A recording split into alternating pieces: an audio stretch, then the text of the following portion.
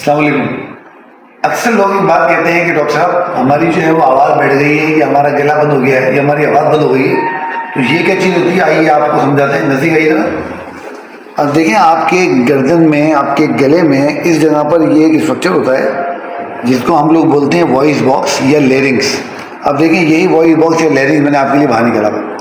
अगर आप इस वॉइस बॉक्स या लेरिंग्स को देखेंगे तो इसमें आपको ये आपकी वोकल कॉर्ड नज़र आती हैं। वोकल कॉर्ड वो कॉर्ड होती हैं जिनसे हम आवाज़ पैदा करते हैं। जब हम बहुत ज़्यादा बोलते हैं, शाउट करते हैं, चिल्लाते हैं, कोई शादी ब्याह में कोई गाने गाते हैं, तकरीर करते हैं, कहीं बहुत ज़्यादा नारे मारते हैं, तो इन वोकल कॉर्ड्स के ऊपर सूजन आ जाती है, और सूजन आने की वजह से इनकी हरकत महदूद हो जाती है। जब इनकी हरकत महदूद हो जाती है तो आवाज़ पैदा करने का जो निज़ाम है वो थोड़ा स्लो हो जाता है और हमारी आवाज़ हल्की हो जाती है। इसलिए जब आवाज़ बैठ जाया करे तो थोड़ा इसको रेस्ट दिया करें, नमक के पानी के गरारे किया करें, आवाज़ ठीक हो जाएगी।